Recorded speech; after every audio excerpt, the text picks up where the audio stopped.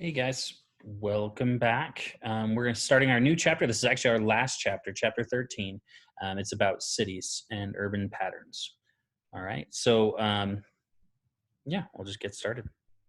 Actually, there's no map with this chapter, just FYI. I'm sure you'll love that, but we will be studying for the final, so be prepared for that. It's just a map final only, not like cumulative test stuff, just maps. All right. Anyways, urbanization is, hopefully you already know by now, we've talked about it a lot. It's the growth of cities or people living in cities. So urbanization has two separate measurements: the number of people living in cities and the percentage of your population. Now, of course, countries with really large populations could have a lot of people living in urban settings, but not have a very high percentage. So China, for example, has a lot of people in urban settings, but their percentage of population in urban is actually lower than you would expect.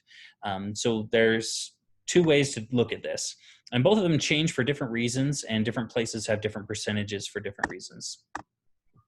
So the percentage of people living in cities increased from 3% globally in 1800 to about 47% in 2000. And in 2008, the urban population actually was larger than the rural population for the first time in human history. In more developed countries, about 75% of people live in urban areas, and in LDCs, it's about 40%. And a big part of this is because the Industrial Revolution draws people into cities, right? Having manufacturing jobs drew people into the cities originally. Now having services and jobs and services is what keeps them there.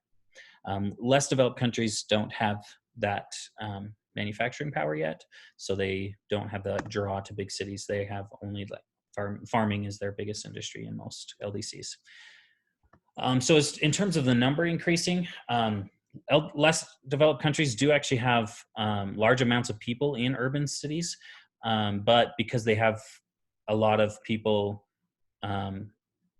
living in rural communities doing farming, it's actually a smaller percentage of their population. But actually, 8 of the 10 most populous cities are actually in less developed countries. So that's Buenos Aires, Delhi, Dhaka, Jakarta, Kolkata, Mexico City. That's a big one.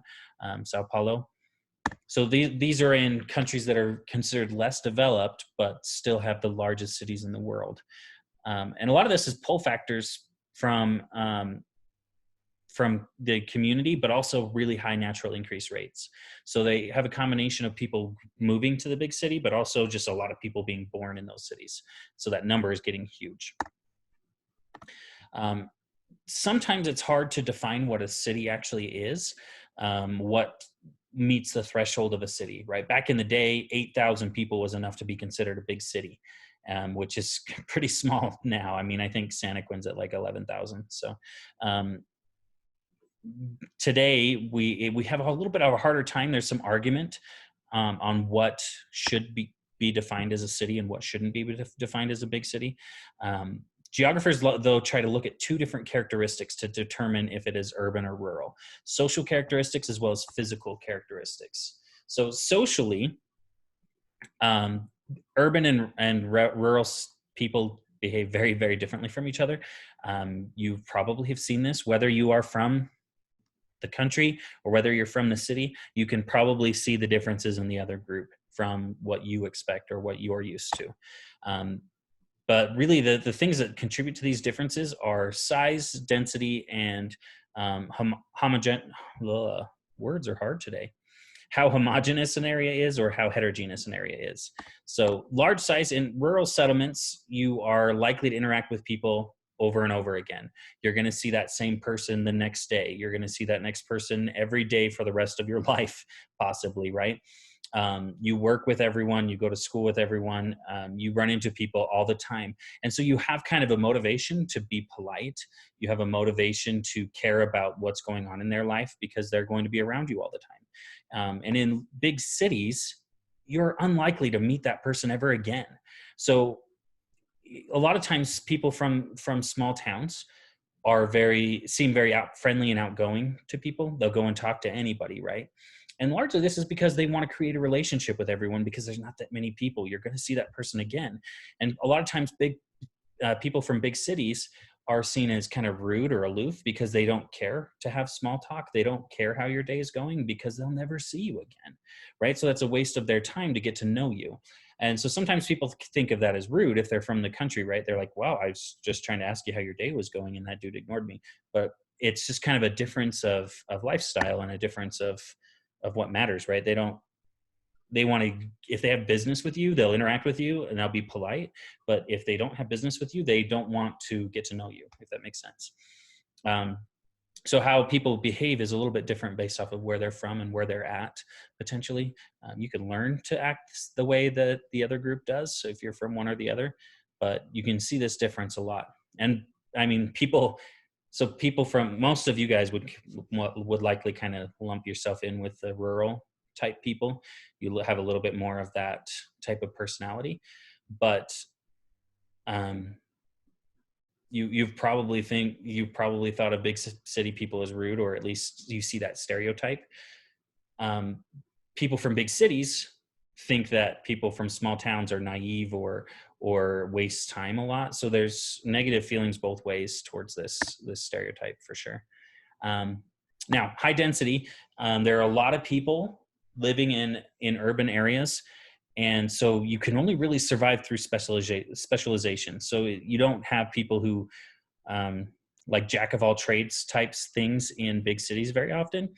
You have people who specialize in one thing and that's what they do, because there's enough people that need that one thing that they're busy all the time, right? But if you are a jack of all trades, you're not good at any of them. You're not really good at any of them anyway, compared to what somebody who just does that one thing is. So you see a lot of specialization in big cities where people do weird random jobs. That's their whole job, because there's a big market for that. Enough people need that one thing that you have business. But in a small town, if you specialized in that one thing, you wouldn't get enough customers, right? So you have to be a lot more flexible in small towns with work, especially. In big cities, there's also a lot more competition for people's time. There's a lot of different groups to join. There's organizations. There's a lot of things. So they're competing for your time in big cities. Where in small towns, sometimes there's not enough of those things. There's not enough groups or things for people to join because it's just too small to support them. All right, so let's talk about how heterogeneous or homogeneous an area is. In rural areas, people are very much alike with each other most of the time. You find that people who live in small towns generally are the same ethnic group as most of their neighbors. They're oftentimes the same religion. They speak the same language. They have a lot of the same connections with each other all the time. In urban areas, you're very likely to meet someone just like you. I mean, you're very unlikely to meet the person that you meet is probably nothing like you. There might be some people like you in the big city, but there's a lot more other people. So it would seem like people would have a lot more connections. They'd have a lot more friends in big cities, but sometimes this huge amount of other people makes it so people feel isolated or closed off. Even in big cities, you could be surrounded by people and still be lonely. And so people tend to not have as strong connections with other people in big cities. All right, so as our physical definitions, this has been a little harder to define over the past few hundred years, because it used to be we defined a city by what's in the walls, right? Because you used to have, especially in Europe, you would defend your city, right? And so we're going to talk about 3 different ways to define an urban area. So the legal definition of a city is what is legally incorporated as the city. So like Provo City has a Provo City government, right? They have locally elected officials. They have their own taxes. They provide services. Then we have what's called the urbanized area. These are suburbs that contribute to that city, right? So in this definition, we would include things like Springville and Spanish Fork in the Provo area. But in the legal definition, we wouldn't, right? So these are suburbs that surround an area. About 70% of the US population lives in an urbanized area if you include these suburbs. And then you have functional areas. These are places that work together a lot. So the city of Provo is legal definition Provo. The functional area, though, would include people who go to that area for work or shopping a lot. So this would include things all the way down to like Santaquin and even Nephi potentially. So this is where people rely on that city for work. All right, that's it for today. Make sure you wrote down the notes, and have a great rest of your day.